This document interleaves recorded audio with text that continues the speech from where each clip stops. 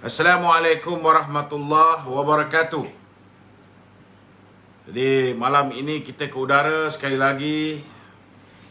Kita akan membicarakan tentang kenyataan abang kepada Ad Harun, iaitu Tan Sri Idrus Harun, yang hari ini mengeluarkan kenyataan mengatakan bahawa Duli Yang Maha Mulia Seri Paduka Baginda yang di-Pertuan Agong hanya boleh membuka parlimen, hanya boleh menamatkan darurat hanya dengan nasihat Perdana Menteri.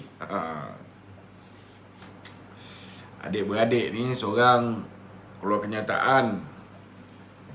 Si adik kata mereka menjunjung titah tuanku, kan? Menjunjung titah tuanku, tapi nak heret parlimen ni buka sampai penghujung bulan Ogos atau awal bulan September. Sama macam apa yang Muhyiddin kata, bulan September.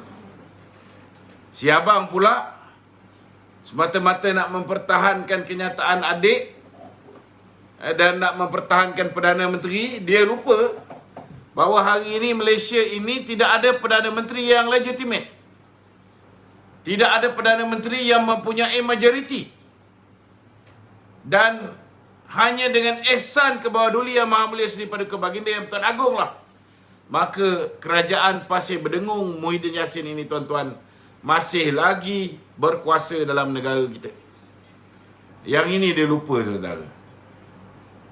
Mungkin Idrus dan Ad Harun tak sedar, pada bila-bila masa saja hari ini, ke bawah Duli Tuanku boleh memanggil Tan Sri Muhyiddin Yassin dan meminta supaya Tan Sri Muhyiddin membuktikan bahawa beliau mempunyai sokongan simple majority untuk terus dikekalkan dalam kerajaan darurat ini. Kalau tuanku nak menukar orang yang memimpin darurat ini pun bila-bila masa boleh, tak ada masalah, tuan-tuan. Ini yang dilupa. Maklumlah Harun, Idrus Harun, dua-dua pun Melayu, sama-sama mudah lupa, tuan-tuan. Sama-sama mudah lupa. So, saudara yang saya kasih sekalian, hari ini nampaknya satu persatu mereka-mereka yang memegang jawatan penting mula backing Perdana Menteri yang sudah kehilangan kuasa dan cukup gelabah akan diturunkan sebagai Perdana Menteri tidak lama lagi. Jadi itu sebab banyak kenyataan-kenyataan yang kita anggap kenyataan yang menggambarkan kegelabahan Perdana Menteri kita ni keluar daripada satu demi satu mulut pemimpin-pemimpin, sama ada parti politik, begitu juga dengan anggota kerajaan yang bernaung di bawah pemerintahannya. Namun begitu, saudara, kita nak ingatkan, selepas 1 hari bulan Ogos, bila darurat sudah pun ditamatkan, pada ketika itu tidak ada lagi alasan yang boleh digunakan baik oleh Muhyiddin Yassin atau mana-mana pemimpin-pemimpin parti politik, begitu juga dengan ketua-ketua agensi seperti mana yang kita dengar pada hari ini. Hari ini kita akan membicarakan juga beberapa isu, terutamanya dalam apa yang berlaku di dalam UMNO, begitu juga dengan apa yang berlaku di dalam Kementerian Kesihatan, dan beberapa isu-isu semasa yang tuan-tuan ingin bangkitkan kepada kami pada malam ini. Bolehlah dibangkitkan dengan menelefon direct kepada saudara Wan Kuris. Cuma hari ini kita tak nak tuan-tuan membangkitkan dalam bentuk panggilan telefon kerana ianya tidak jelas. Apa yang tuan-tuan boleh buat, tuan-tuan boleh menghantar voice message kepada saudara Wan Kuris yang akan melihat voice message yang kurang daripada 1 minit untuk kita siarkan, untuk didengarkan kepada hadirin hadirat yang menonton pada malam ni. Jadi sesiapa yang berhajat untuk menghantar voice message menceritakan tentang masalah-masalah mereka, bolehlah menghantar voice message kepada 017 3445 120.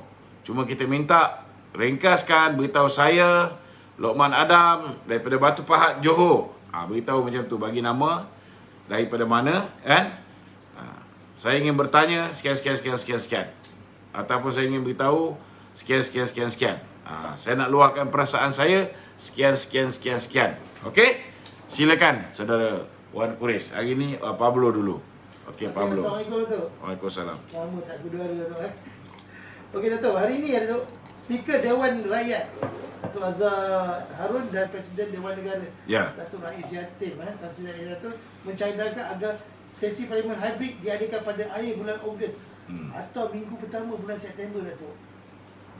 Datuk, kenapa perlu ambil masa di Saya tengok nampak gayanya, pertamanya mereka perlukan lebih masa untuk membeli ahli parlimen. Itu pada pandangan dan firasat saya. Kalau ikut Ad Harun, mereka perlu lebih masa untuk membeli peralatan-peralatan bagi menjayakan sidang parlimen hybrid. Mereka nak buat sidang parlimen hybrid dalam satu-satu masa, hanya 26 orang saja diwajibkan untuk hadir dalam sidang parlimen. 10 orang untuk 26 orang untuk Dewan Rakyat, 10 orang untuk Dewan Negara. Kemudian terbukalah kepada sesiapa yang sukarela. Ini semua bagi saya hanya trik-trik untuk mengelakkan daripada berlakunya undi tidak percaya ke atas Tan Sri Muhyiddin.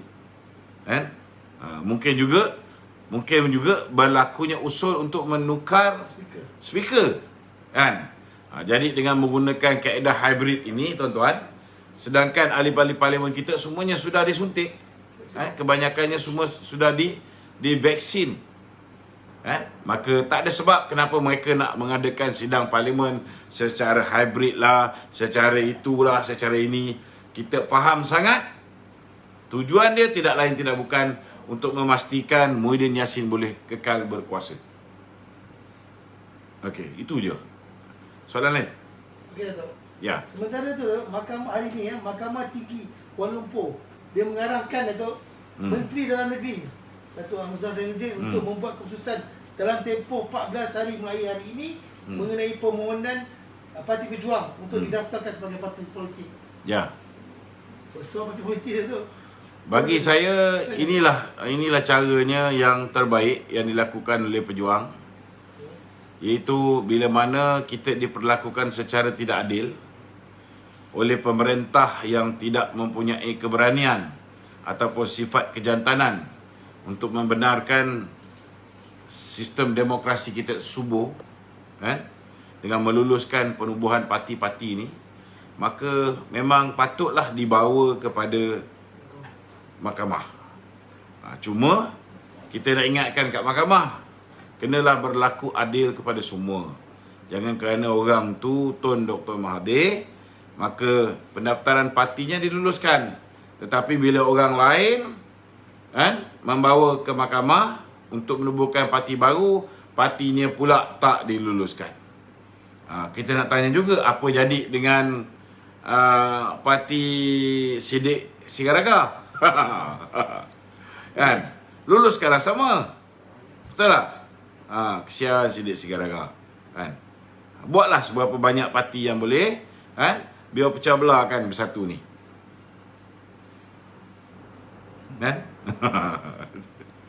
Sebab dulu dia orang ni pun dia buat banyak parti nak pecahkan UMNO kan. Jadi hari ni apa yang berlaku, apa yang dia orang buat pada UMNO, hari ni berlaku kat dia orang.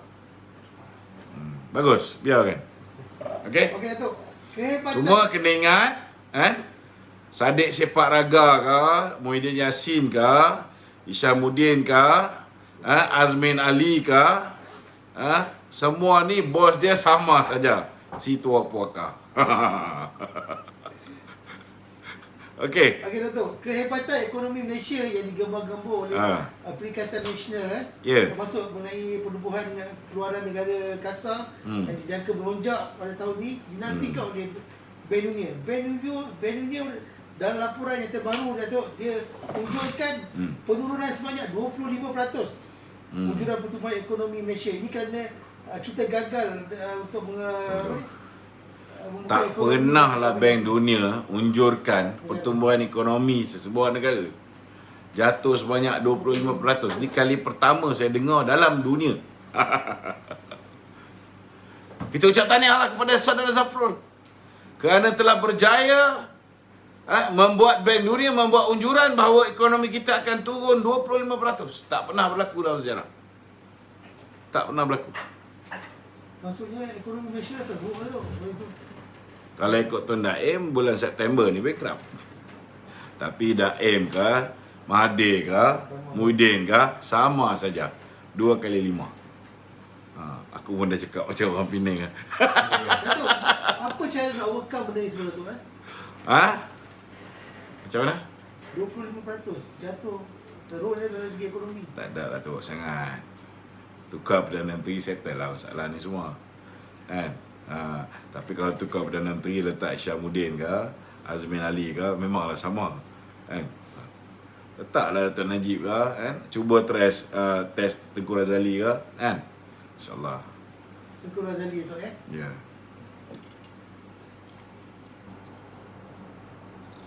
Okey Datuk, hari ni Datuk Sri Hamzah Zainuddin kata operasi besar-besaran untuk melaksanakan operasi membenteras ketidakpatuhan SOP besar-besaran di seluruh negara akan dikenali sebagai OPS Putih akan diadakan. Okey?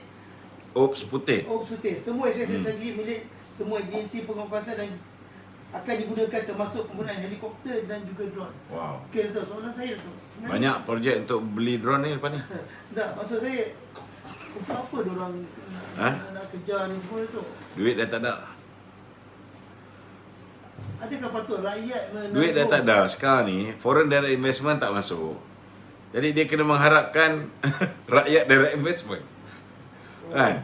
Dia kena harapkan dengan denda, dia kena harapkan dengan saman, dia kena harapkan dengan penalti, dia kena harapkan dengan extra charges, dia kena harapkan semua benda yang dia boleh perah daripada rakyat dalam keadaan rakyat dah nak mampus ni.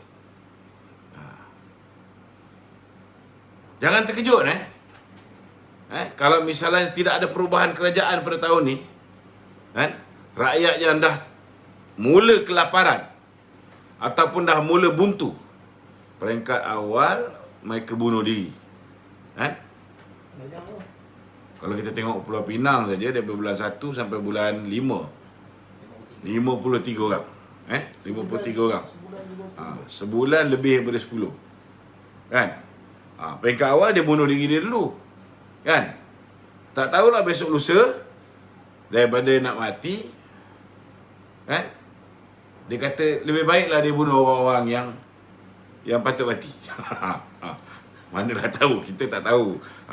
Saya buat andaian saja, kan?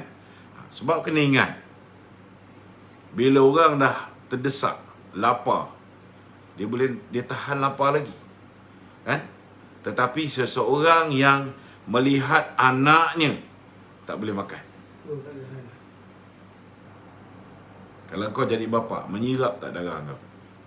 Dalam keadaan kau hopeless, kau tak boleh buat apa-apa, tak boleh keluar bekerja, disekat oleh kerajaan, bantuan tak ada. 2-3 hari sudah, seorang ibu 1 hari semalaman, anak dah meninggal ni, demam panas, tapi tak mampu, tak ada duit nak menyelesaikan jenazah anak dia. Dia peluk je sepanjang malam. Kat mana tu? Kat dalam internet lah, kan? Hari ni dekat Pulau Pinang, seorang lagi bunuh diri. Sebelum ni dekat apa, flat apa, baru nak ambil batu muda. Hello. Oh, kau tengah dengar. Okey. Kan? So, makin hari makin parah. Makin hari makin parah. Apa akan jadi? Kalau Pulau Pinang pun dah 50 orang, baru dalam tempoh 5 bulan ni. Negeri lain, macam mana? Ini bukan lagi melibatkan orang Melayu atau orang India. Ini semua bangsa. Keadaan makin parah. Tapi kerajaan yang pekak ni tak mendengar lagi. Hari ni kita baru mendengar sedikit-sedikit bila mana Dr. Amir membangkitkan isu ubat ivermectin di kliniknya dirampas. Tetapi kerajaan mengumumkan bahawa ada 12 orang, 12 klinik hospital kerajaan menggunakan ivermectin untuk dia punya clinical test. Persoalan dia, diberitahu tak dengan kawan-kawan kita yang diuji dengan ivermectin ni?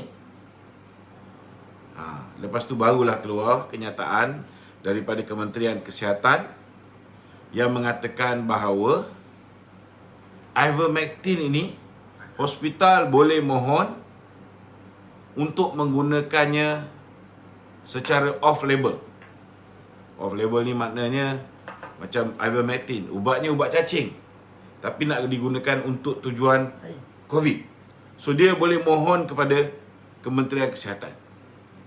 Jadi kalau inilah senario dia, kita minta supaya ivermectin ini dibenarkan. Penjualannya baik oleh pihak swasta, begitu juga oleh pihak kerajaan, asalkan pihak yang menjual itu mempunyai kepakaran untuk memberikan subskripsi. Sebab dia kena ambil ikut dos. Walaupun kajian menunjukkan bahawa ambil lebih ivermectin ni pun tak membahayakan. Ivermectin ni dia dah dapat Nobel Prize sebagai satu ubat yang selamat dan amat membantu dalam sistem kesihatan kita. Kita harap lepas ni diguna pakai dengan rancak supaya lebih cepat kita turunkan angka COVID-19. Dan dah bila ada ivermectin ni, janganlah pula dipaksa budak-budak kita ni. Budak-budak nak ambil exam, janganlah dipaksa kena ambil vaksin. Ibu bapa hari ni dah terlalu bimbang bila melihat seorang demi seorang mereka yang mengambil vaksin ini ada kesan sampingan. Ada yang lumpuh, ada yang mengalami bal palsi, ada yang mengalami macam-macam penyakit. Tetapi buat masa ini hanya seorang je, anak ke adik seorang Tan Sri, yang mendapat pampasan daripada pihak kerajaan. Yang ini kita minta supaya pihak kerajaan perlulah berlaku telus. KKM kena telus. Kalau hari ini kita boleh tahu di Amerika dah lebih 5,000 orang mati kerana mengambil vaksin. Hari ini kita nak tahu di Malaysia berapa orang dah mati kerana mengambil vaksin. Adakah semuanya yang mati selepas mengambil vaksin mereka kategorikan sebagai kematian yang bukan kerana vaksin? Ini kita perlu tahu. Kita perlu tahu. Kita nak harap dia orang ni telus, memang kita tak boleh harap lah. Selagi Muhyiddin lah Perdana Menterinya, jangan harap mereka ni akan telus dengan kita. Kematian pun kadang-kadang saya ada beberapa kes dalam tangan ni. Kita tunggu masa je. Dia bawa kita ke mahkamah, kita bawa orang ni semua ke mahkamah. Mula-mula didapati mati kerana sakit tua. Esoknya bertukar mati kerana COVID. Ada kes tu terang-terang tak ada kena-mengena dengan COVID. Last kali istighar COVID juga. Ini nanti bila kita tukar kerajaan, kita akan pastikan mereka yang menyembunyikan angka COVID yang sebenar, mereka yang mungkin terlibat dalam memalsukan angka COVID, semuanya akan dihadapkan ke muka pengadilan. Dan masa itu juga kita akan pastikan kenapa KKM mengambil masa begitu lama baru nak melakukan ujian klinikal ke atas ivermectin ni. Sedangkan mereka boleh buat ujian ni setahun lebih yang lalu. Ada pula doktor-doktor dekat TikTok ni. Aduh, aku tengok pun sakit hati lah. Kebodohan melampau. Minta maaf korang ni doktor tapi tengok macam bebal nak mampus. Kenapa saya cakap macam ni? Ada seorang ni dia kata, ivermectin ni ubat cacing. Kita tak boleh, kita kena kaji dulu baru nak ni. Allahu Akbar. Nick Farah yang pelajar perubatan tahun 3 tu pun tahu beza. Tahu apa ubat yang boleh digunakan untuk mengelakkan daripada dijangkiti COVID. Tahu bahaya dan kesan sampingan setengah yang telah mengambil vaksin. Kamu bagi alasan bodoh macam ni. Tahu tak semenjak tahun 1975 lagi ivermectin ni dah ada. Tapi digunakan pada haiwan, pada anjing, pada kucing yang ada masalah cacing dalam perut. Tahun 1981 dah pakai ke atas manusia. 1981. Ini dah tahun 2021. Dah 40 tahun. Dah lebih 3 bilion dos dijual. 58 kajian saintifik telah dibuat ke atas ivermectin untuk kes COVID saja. Merata dunia dah pakai. Bukan setakat negara-negara ASEAN, bukan setakat Filipina, bukan setakat Indonesia. Indonesia bukan setakat dah menggunakan ivermectin. Indonesia sudah menghasilkan ivermectin dia sendiri. Dah keluarkan 4 juta dos. Takkanlah doktor di Indonesia tu lebih baik daripada doktor-doktor yang ada kat Malaysia. Kita ada lebih banyak pakar. Sepatutnya kita lahirkan lebih banyak pakar yang boleh menghasilkan ubat yang lebih baik daripada ivermectin. Tapi mereka ni semua disekat. Jual ivermectin pun kena rampas oleh pihak KKM. Apa benda ni? Ini masalah dia. Ini masalahnya. Lepas tu suruh doktor-doktor yang tak berapa lengkap ilmu ni, seolah-olah macam tak pernah membaca langsung kajian yang dibuat oleh pihak lain. Sedihlah, sedih. Betul. Sangat menyedihkan. Patut hari ni daripada Muhyiddin Yassin ni bagi 100,000 untuk kampung-kampung yang dah dapat 80% vaksinasi ni, bagi 100,000 kat diorang, lebih baiklah bagi kepada penyelidik-penyelidik kita. Termasuklah penyelidik-penyelidik kat Universiti Melaya ke, universiti mana ke, suruh diorang kaji, cari ubat yang boleh menyelesaikan masalah COVID ini. Kita ada pakar, kita ada banyak semula perubatan semula jadi. Dengan DSP Suleha punya herba semambu.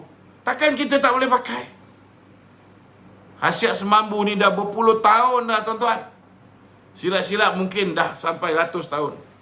Daripada digunakan untuk ubat jerawat, ubat serangga, untuk chicken pox, macam-macam jenis kegunaan dia. Takkanlah tak boleh minta penyelidik kita kaji benda ni. Sangat menyedihkan. Kita ni negara yang membangun. Kita satu masa dahulu jauh ke hadapan berbanding dengan Indonesia. Hari ni bukan setakat dari segi perubatan Indonesia ke hadapan. Hari ni dari segi ekonomi Indonesia ke hadapan. Dari segi macam-macam hal Indonesia ke hadapan.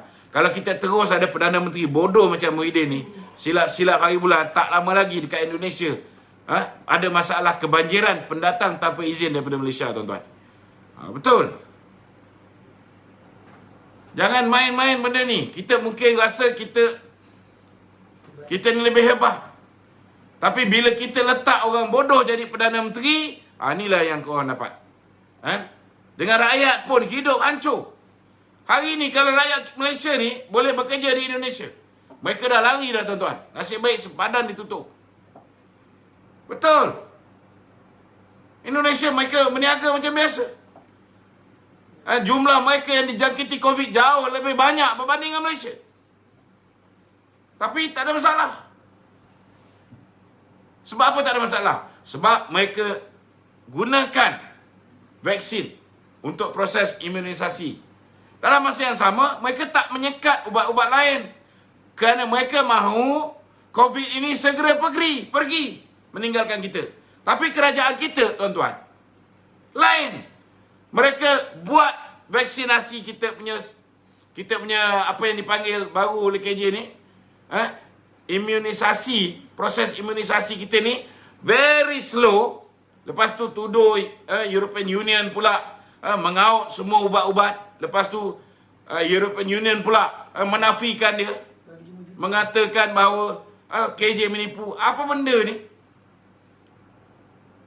Negara lain boleh galakkan ubat-ubat yang boleh membantu untuk mengelakkan daripada kena COVID, yang boleh membantu untuk merawat COVID digunakan. Kenapa kita nak pendam? Kenapa kita diamkan? Malah kita rampas pula. Sedihlah. Berapa lama kita nak bercakap macam ni? Kat bawah tu dah tak boleh nak makan dah. Tak faham ke? Nak tunggu bantuan. Nak beritahu. Tak lama lagi ada bantuan besar. Kau baru nak umum bantuan besar. Mohonnya tak tahu bila.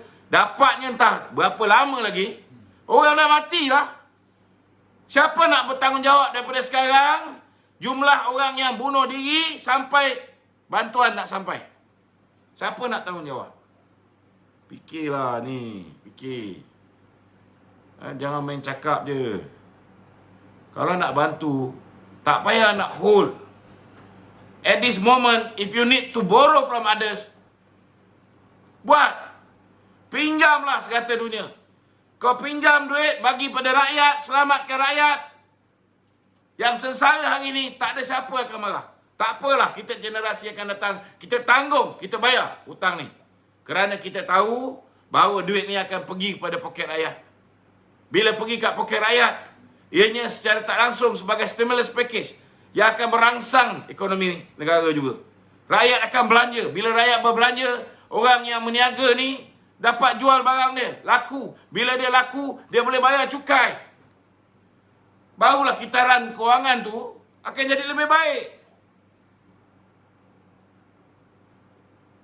Kita pun rasa berbaloi nak bayar hutang akan datang. Tapi kalau pinjam duit, last kali bagi kepada kroni untuk buat direct nego projek. Hati pun sakit, tuan-tuan. Puak depa kaya raya, last kali kerajaan yang akan datang yang kena bayar hutang-hutang ni semua. Rakyat mampus. Fikir. Apa lagi soalan? Okey, Datuk. Okey, hari ni dia kata Datuk Fuad Zakashi berkata tidakkan Datuk Seri Syamuddin membisu berkenaan SD25 tu, Parlimen menunjukkan seolah-olah ia mengiyakan perkara ini tu. Tak komen sikit tu. Datuk Seri Nazri mengaku bahawa memang ada yalah, kau dengar aku cakap ni. Okay. Datuk Seri Nazri mengaku bahawa ada pihak yang mengumpulkan SD ni. Kan? Cuma Datuk Seri Nazri beritahu bahawa SD tu hanya mewakilkan kepada Isyamuddin untuk menidakkan Anwar sebagai Perdana Menteri. Tak ada pun langsung kata nak mengangkat Isyamuddin jadi Perdana Menteri. Nauzubillah min zalik. Isyamuddin kononnya buat report polis. Dengar cerita lah kan. Sama jugalah dengan surat yang bertaburan tu. Kan? Maksudnya Datuk Nazri tak ada berkata pun Isyamuddin. Tak ada pun kata nak angkat Isyamuddin menjadi Perdana Menteri. Itu je cerita dia. Korang pun jangan nak balon sangat Datuk Nazri tu.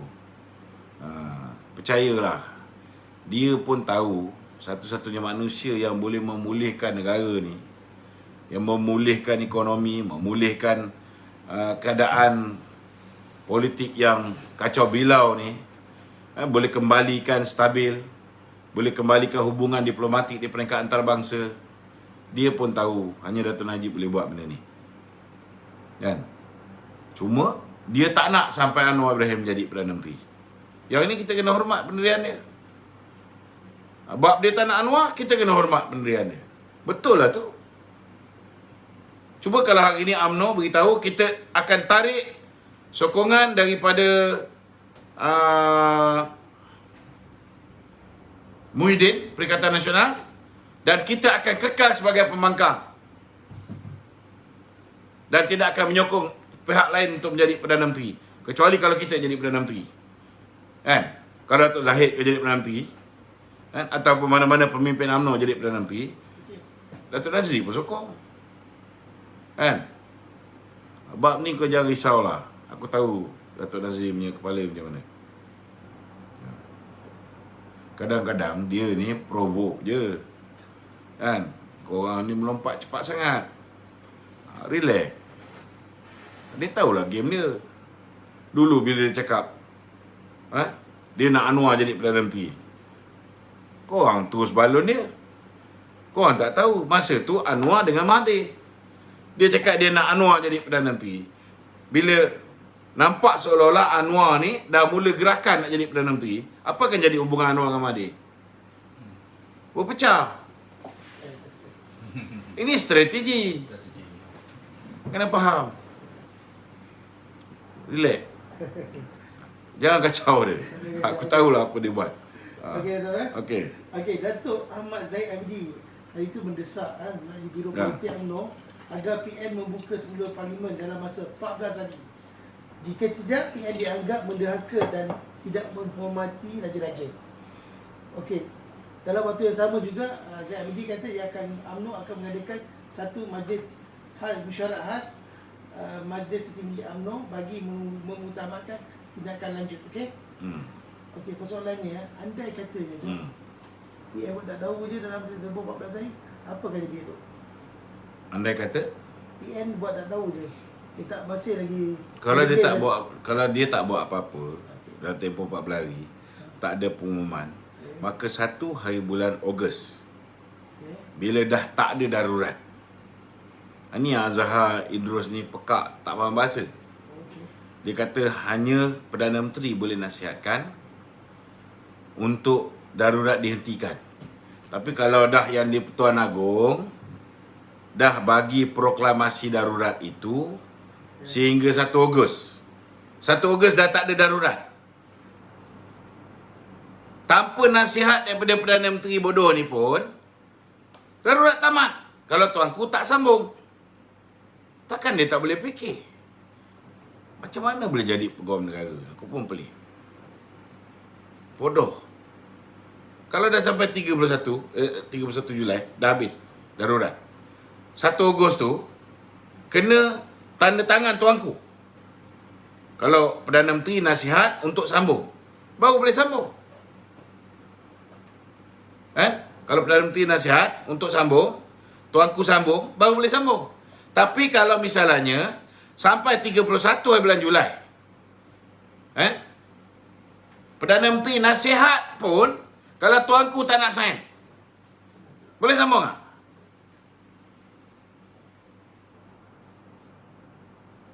So apa benda dia cerita ni? Perlu ke dia keluar kenyataan bodoh ni? Adakah sengaja nak tunjukkan dia buat kerja untuk Muhyiddin? Dia backup adik dia? Adakah itu tujuan dia buat?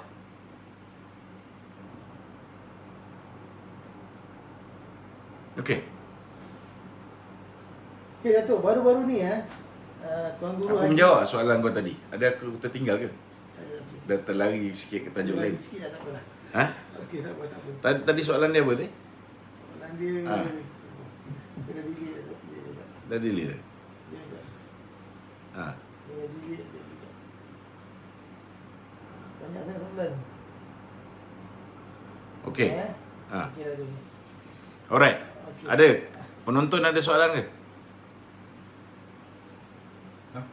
Ada? Video ni suara. Rakaman suara ada? Ada sikit. Ada sikit. Berapa banyak? Berapa banyak ada? Ada 2. Okey. Okey Datuk. Baru-baru ni Datuk Haji Tuan Guru Haji Awang Ada yang tanya, betul ke Datuk Seri Nazri cadang Hisham PM? Azmin TPM. Nazri ni pun dia tahu yang daripada Hisham tu lebih baik dia jadi PM. Dia lagi berwibawa tau. Korang tahu tak dia ni dulu naik Ketua Pemuda UMNO tau. Masih Hisham Exco. Dia lagi berwibawa kan. Cuma dia tak nak bertanding jawatan Ketua Pemuda. Dia suka happy-go-lucky dia je kan.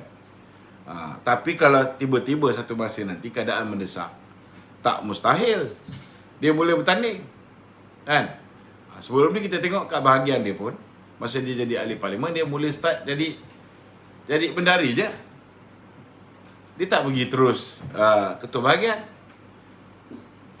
Sehingga last kali orang tolak dia, menang tanpa bertanding, jadi ketua bahagian, baru dia ambil ketua bahagian.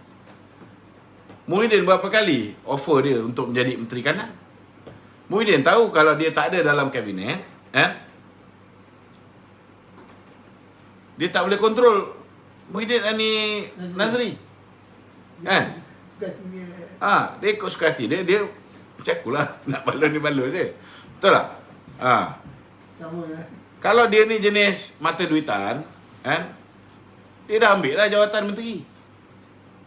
Dia orang terakhir bagi SD pada Muhyiddin. Kan? Tak ada. Dia tak ambil. Cuma ni orang yang memujuk dia sangat akhir. Kan? Yang tu je dia tolong. Kau tahu siapa pujuk dia? Zaid Ma'arif. Itu yang Zaid Ma'arif dapat jadi senator. Itu cerita dia. Nazri tak perlu bro jawatan ni. Kan? Kau jangan kacau dia. Dia tahulah buat kerja dia. Kan? Apa kelebihan?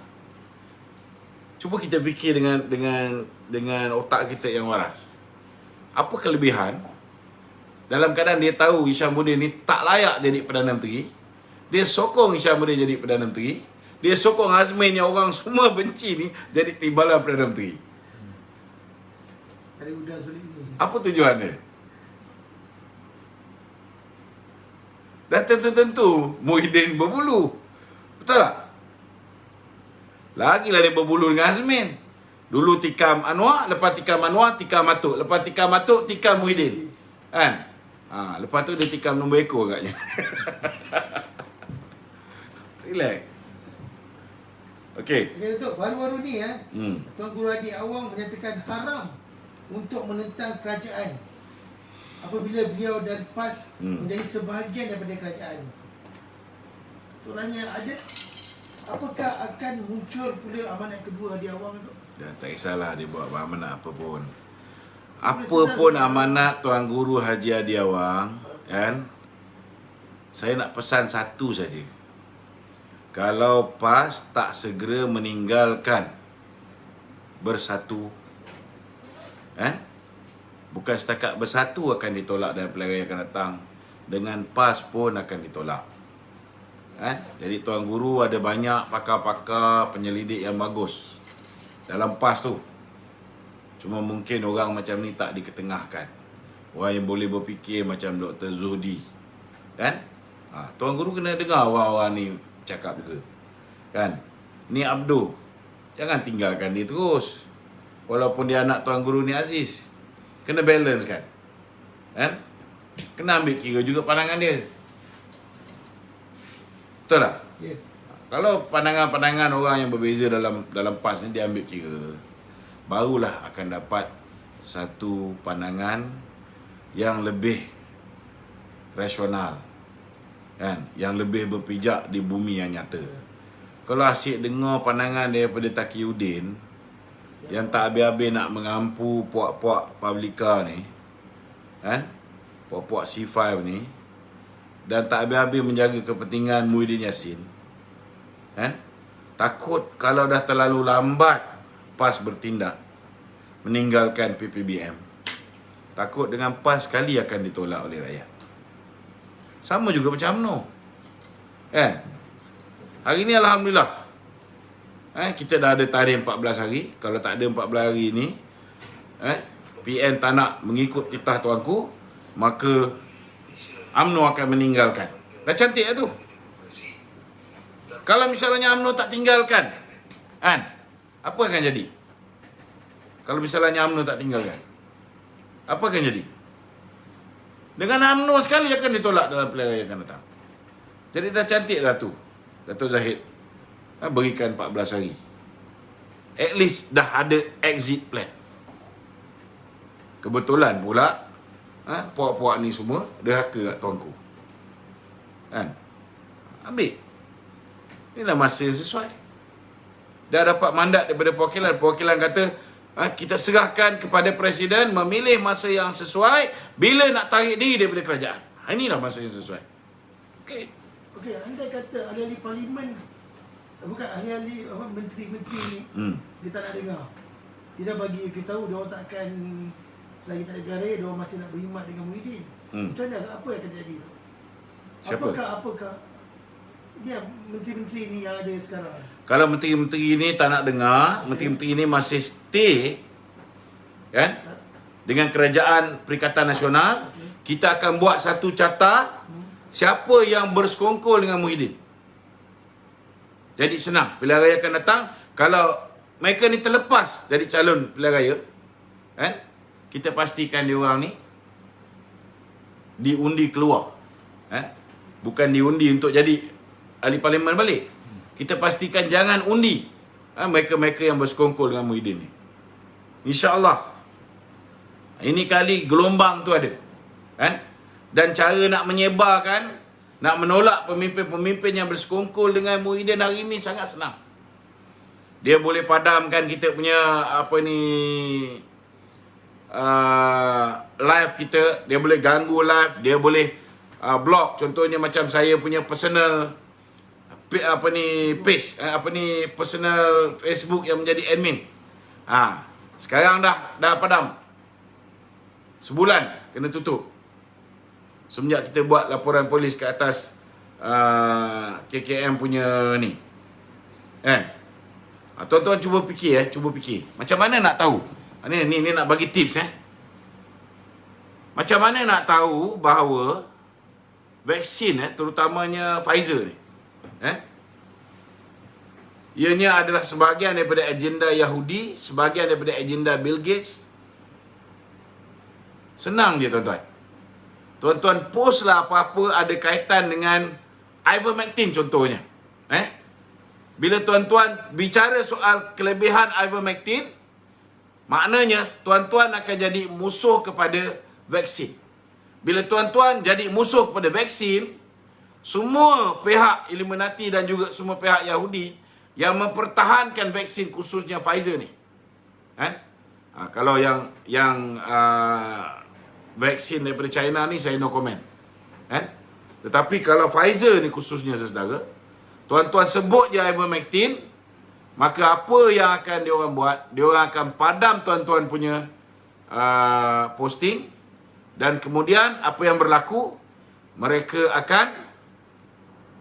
akan block tuan-tuan. Mula-mula tuan-tuan akan kena 7 hari, lepas tu tuan-tuan akan kena 30 hari. Apa maknanya? Siapa own Facebook? Mark Zuckerberg. Betul tak? Siapa dia? Yahudi. Sebahagian daripada Illuminati. So, ini pun dah senang kita faham agenda dia orang ni.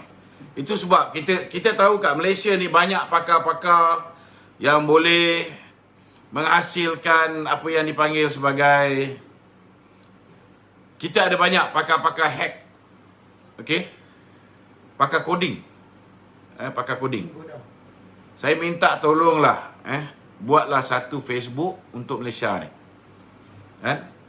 Pakar-pakar kita boleh buat. Kita akan beri full support. Kita akan bagi full support. Buatlah Facebook. Tapi Malaysia punya version. Macam di China, mereka ada QQ. Mereka ada macam-macam. Dia ada WeChat kan. Kita kena buat kita punya sendiri supaya kita tak bergantung dengan puak-puak Yahudi ni tuan-tuan. Senang je nak trace. Itu sebab hari ni siapa juga yang tulis berkaitan dengan vaksin, kalau tulisan tak bagus, dia akan keluar kan. Saya buat laporan polis depan dan wangi pun dah kena keluar dah. Dah tak ada dalam senarai video-video tu. Lepas tu bila saya buat tu, saya menggunakan saya punya Facebook personal dan ianya admin kepada page saya ni. Dia nak bunuh page susah sikit kan, tapi dia boleh matikan admin. Nasib baiklah kita dah susun ramai orang jadi admin. Sekarang aku dah tak jadi admin dah. Semua orang lain kan. Senang cerita. Datuk. Okey. Datuk, mandat dan BB pada Datuk Zahid dan pada PAU yang lepas dan dia sekarang dah bagi arahan 14 hari untuk berundur. Andai kata yang menteri-menteri ni tak berundur, adakah tindakan Kita dah cakap dah tadi. Kita dah cakap. Pastikan diorang ni tak bertanding dalam pilihan raya akan datang. Kalau andai katalah ada yang terlepas juga. Tahulah kadang-kadang diorang ni mengugut dan macam-macam kan. Betul tak? Kalau ada yang terlepas, pastikan kita ni sebagai pengundi jangan undi orang-orang ni semua. Senang. Ada di kalangan pemimpin-pemimpin yang akan bertanding atas tiket Barisan Nasional. Tak mustahil. Mereka ni nama UMNO, jiwa dia bersatu. Kan? Ada Johari Ghani umpamanya, Anwar Musa umpamanya. Siapa lagi? Isyamuddin Tun Husin umpamanya. Silap-silap dia orang ni mungkin terlepas jadi calon. Tak reti-reti nak buat apa masa pilihan raya. Kan? Kita kena buat kerja. Pastikan. Last kali nanti kita akan keluarkan senarai gunting-gunting dalam lipatan ni. Biar ada orang tahu. Kan? Okey. Ada lagi? Cik Wan Kuris. Okey, kita jawab. Ya, Pablo is back. Kita jawab soalan-soalan daripada netizen tu Ya. Okey, ni ada saudara Raja Kumar dari Singapura. Dia dari Malaysia, bekerja di Singapura. Okey. Dia dah vaksin 2 kali. Tak boleh balik Malaysia. Tak boleh balik Malaysia tu. Tak faham gitu. lamba pun takut. Macam mana? Macam mana tu? Tak boleh nak buat apa dah. Nak buat apa dia pergi percaya kat Mahathir. Dekat Muhyiddin. Buat apa? Ya. Betul tak? Hari semalam sekali lagi KJ kencing rakyat. Okey. Apa dia buat? Dia kata tidak ada paksaan kepada mereka sama ada nak mengambil vaksin ataupun tidak. Tak ada paksaan pelejadahnya. Student hari nak diwajibkan, yang ambil SPM wajib kena pergi ambil vaksin, yang form 6 pun wajib kena ambil vaksin. Nik Farah hari ni kita mesyuarat dengan keluarga dia nak saman Universiti Melaya dengan dengan Kementerian Pengajian Tinggi. Okey. Masih lagi diwajibkan ambil vaksin baru boleh sambung. Apa kejadah tak diwajibkan? Dia nak tipu masyarakat antarabangsa. Boleh. Tapi rakyat Malaysia ni kau nak tipu macam mana? Orang pegawai-pegawai pejabat agama Islam tak ambil vaksin dikenakan tindakan tata tertib. Ada surat. Aku dah bagi IO ni. IO yang soal siasat kau. Inspektor Satish. Dia kata aku buat kenyataan mengatakan bahawa Tak benar. kita paksa, ada orang dipaksa ambil vaksin. Dia kata tak benar. Tak benar. benar kejadahnya. Kan? Bila kita cakap dengan bukti. Ada surat daripada Jabatan Agama Islam. Aku tak nak beritahu negeri manalah. Kan? Nak tahu datang. Aku tunjuk surat dia. Okey. Sahabat kita pun kena panggil polis tak tu? Siapa? Apa ni? Kita ucapkan Datuk Kamal Hijaz. Kamal Hijaz. Tadi dipanggil polis, sampai sekarang ni kita telefon pun tak dapat. Betul. Tak tahulah dia dah keluar ke belum. Ada ke dia buat live ni lagi? Tak ada. Ha? Ada buat live. Ada? Tengah buat live. Cuba cek. Dah keluar belum? Dia orang ni macam Gestapo. Dia tak tahu lagi 2-3 minggu ni silap-silap. Bila tamat je. Paling lama pun tuan-tuan, 31 Julai. Lepas tu kau boleh tangkap orang, tangkap sini guna akta darurat lagi? Tak boleh dah. Ada? Okey. Datuk Kamal Hijaz, alhamdulillah, sudah dibebaskan. Tadi dia dipanggil, pihak polis beri keterangan. Okey. Suara. Suara. Kita akan mendengarkan rakaman suara. Ini Yus daripada Sibu. Yus, berapa minit ni? Assalamualaikum warahmatullahi wabarakatuh. Waalaikumsalam. Saya Yus daripada Sibu, Sarawak. Sibu. Nak tanya, kemana hala tuju politik UMNO sekarang ni? Kemana hala tuju politik UMNO? Berita yang Hishamuddin ni akan jadi Perdana Menteri merupakan destinasinya, ataupun masih ada kemungkinan lain yang boleh berlaku? Sebab bila kita tengok Nazri Aziz mengeluarkan kenyataan yang dia sendiri yang nak kumpul SD semua tu, kita nampak macam that's it, game over. Okey, kita nak beritahu, tadi kita dah jawab isu ni. Datuk Seri Nazris beritahu bahawa SD yang diberikan kepada Hisham ialah untuk Hisham ni tuan-tuan mewakili beberapa orang MP menghadap tuanku memaklumkan bahawa mereka tidak bersetuju pelantikan Anwar menjadi Perdana Menteri. Maknanya dia orang ni tak setuju Anwar jadi Perdana Menteri. Itu saja. Tak ada kena-mengena nak mengangkat Hishamuddin sebagai Perdana Menteri. Hishamuddin pun tahu dia tak dapat sokongan. Dia dah buat laporan polis mengatakan surat yang bertebaran itu ialah surat palsu. Sebenarnya pun memang dia tak cukup. Tak macam mana lah dia fikir dia boleh jadi Perdana Menteri ni kan. Nak tergelak juga kadang-kadang ni kan. Belajarlah bangun pagi dulu kan. Dah boleh bangun pagi tu insya-Allah lama-lama rezeki datang. Sampailah giliran kau nak jadi Perdana Menteri nanti. Okey, tak seorang lagi. Assalamualaikum tu. Waalaikumsalam. Saya Rizal daripada Port Klang. Port Klang Tanya tu. Izzat. Malaysia ni dikatakan sebagai negara demokrasi. Tapi siapakah yang menjalankan amalan demokrasi ni tu? Siapakah yang nak pastikan demokrasi di Malaysia ni berjalan? Boleh Datuk bagi pencerahan tak? Terima kasih. Assalamualaikum.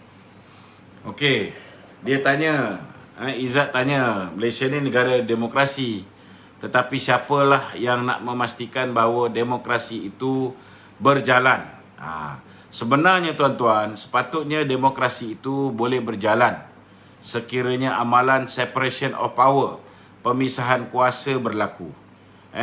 Baginda tuanku yang di-Pertuan Agong dan Raja-Raja Melayu adalah sebahagian daripada sistem pemerintahan Malaysia. Malaysia ni bukan absolute monarki. Bukan sistem pemerintahan diraja sepenuhnya macam di Brunei.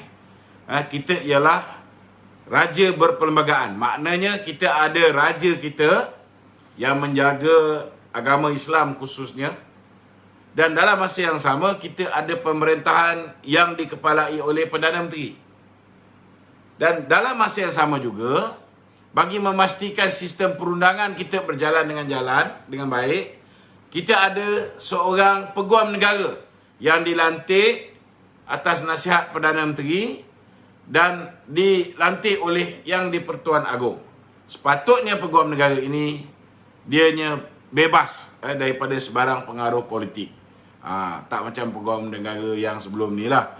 Kita tengok macam Tommy Thomas, kerja dia ikut arahan Mahathir, ikut arahan Lim Guat Eng saja. Hari ni kita tengok peguam negara yang baru pun lebih kurang jugalah. Kan? Mungkin tak teruk sangat. Kan? Okey sikit daripada Tommy Tomato.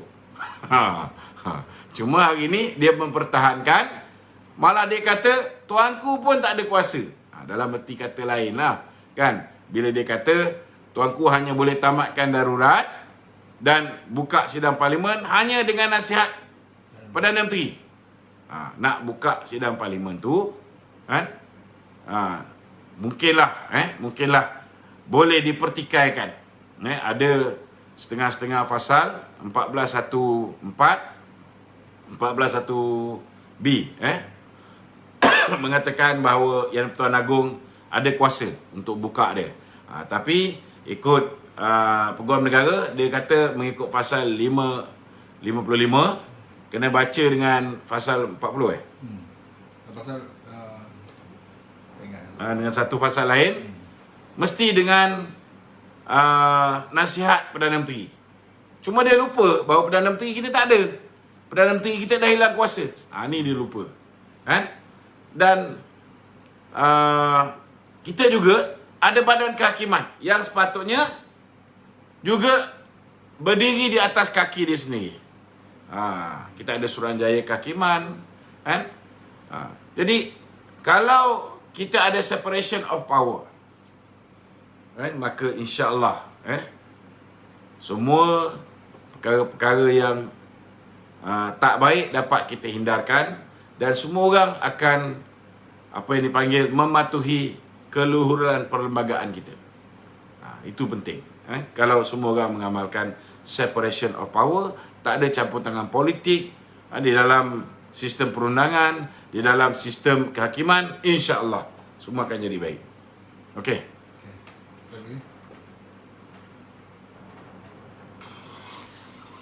Assalamualaikum. Waalaikumsalam.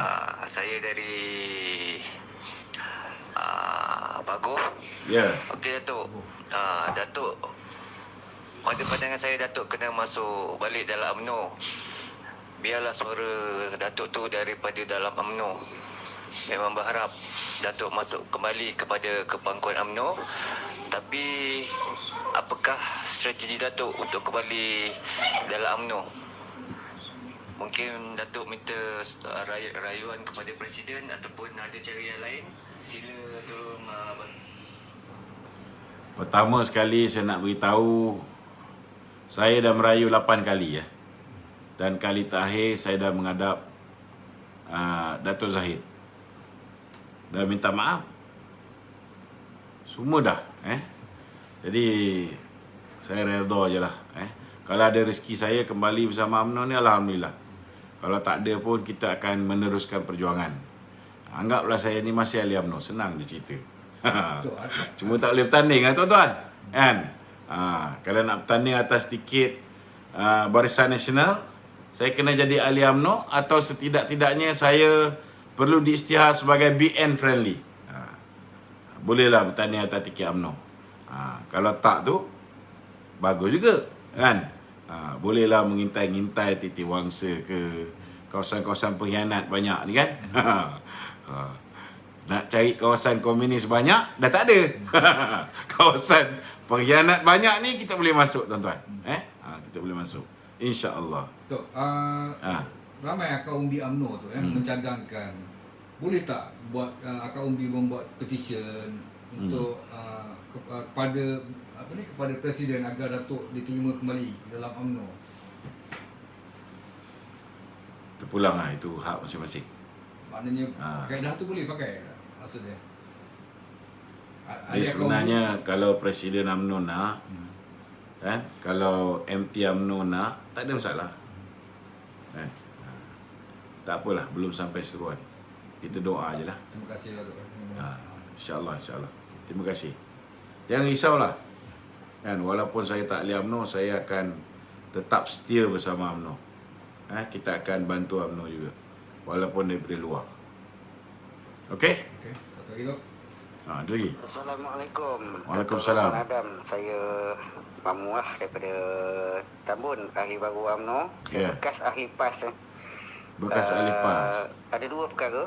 Satu perkaranya saya nak minta lah ahli UMNO sendiri protes secara besar-besaran melalui sosial media. Hantar dekat Datuk Zahid Hamidi segera keluar daripada Perikatan Nasional, tu satu. Ya.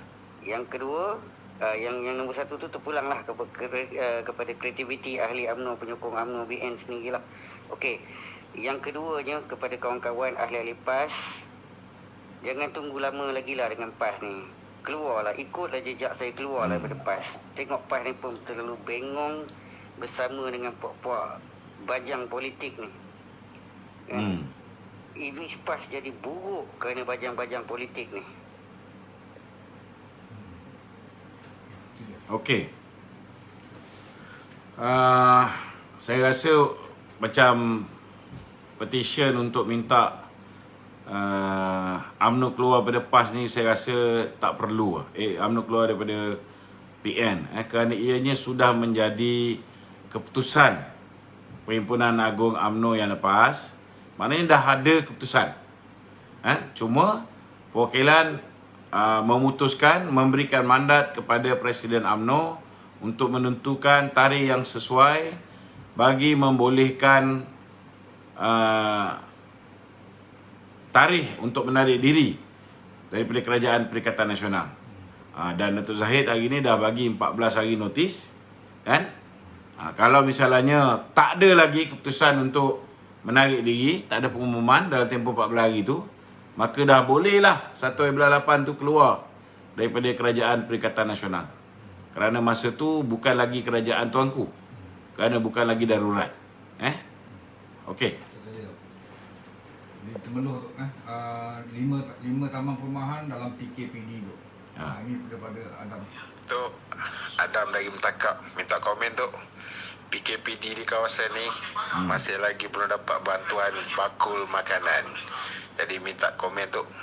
Kenapa Muhyiddin tak mengutamakan prihatinnya kepada penduduk yang di kawasan PKPD ni tu? Ya.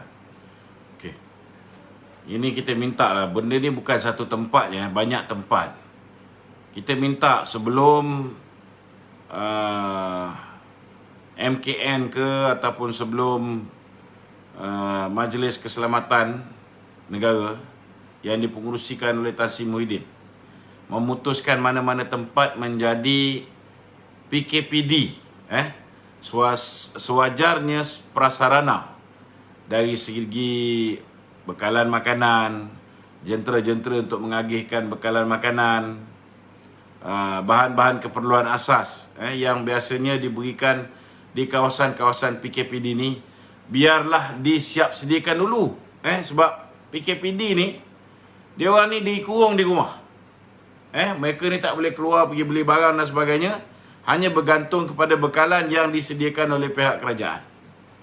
Jadi kita minta supaya berhati-hati sikitlah sebelum mengisytiharkan sesuatu tempat itu sebagai kawasan PKPD. Kerana kalau kamu tak bersedia, tiba-tiba diadakan PKPD, nanya kat orang-orang yang di dalam kawasan tersebut. Tak makan jawabnya. Okey. Ada lagi? Itu je. Itu je? Okey. Assalamualaikum warahmatullahi wabarakatuh.